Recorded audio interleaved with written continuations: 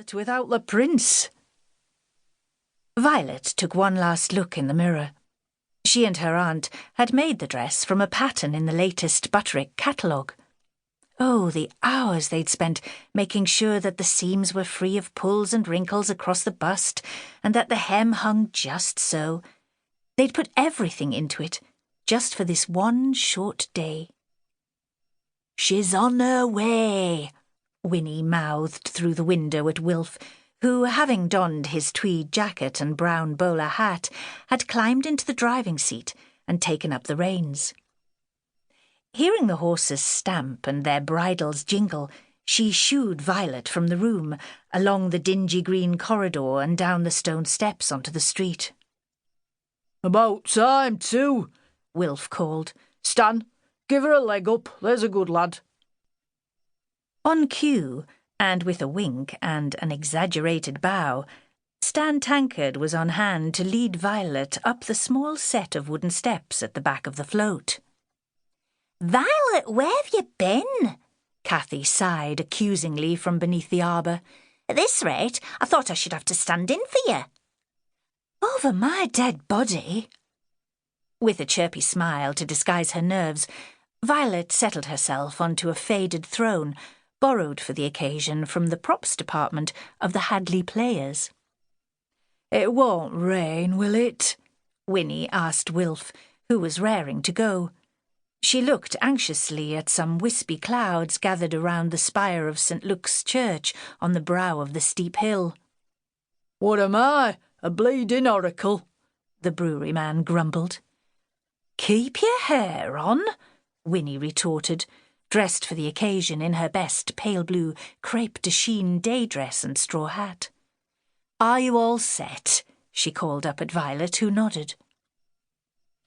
Standing cheek by jowl with Winnie on the crowded pavement, several bystanders issued loud verdicts on this year's Gala Queen. "Bloomin' lovely," one chap commented to young Stan, who had removed the wooden steps. "If I was your age, I'd be bagging the last waltz with her at the church hall later on tonight." "Who says I haven't already?" Stan winked back. "Young Violet's as pretty as a picture," a stout middle-aged neighbour sighed wistfully, no doubt recalling her own glory days.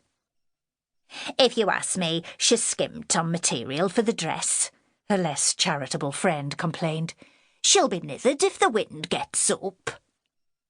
A beaming Winnie was deaf to criticism. "Good luck, love," she told her niece as the horses took the strain and moved away from the curb. Violet breathed deeply and smiled down at her aunt. Then she raised her gloved hand and gave her first queenly wave of the day. Despite Winnie Wheeler's fears, the sun shone on the Whit Monday procession as it set off up Chapel Street, led by the sturdy Clydesdale horses and the float carrying the Gala Queen and her attendants.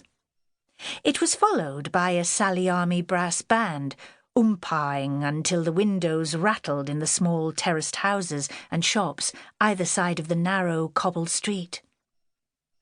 Then, striding out after the band, came a gaggle of Sunday school children in fancy dress for the traditional parade, tripping up over wee Willy Winky nightshirts and little Bo Peep hooped skirts.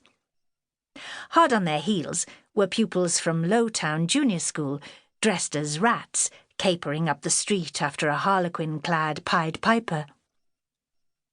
Up the hill they paraded, past Sykes' Bakery and Hutchinson's grocery shop, to the junction with Overcliff Road, where a breeze swept down from the moors, lifting the delicate hem of the Gala Queen's dress and making the ribbons of the dray horses' rosettes flutter gaily in the breeze.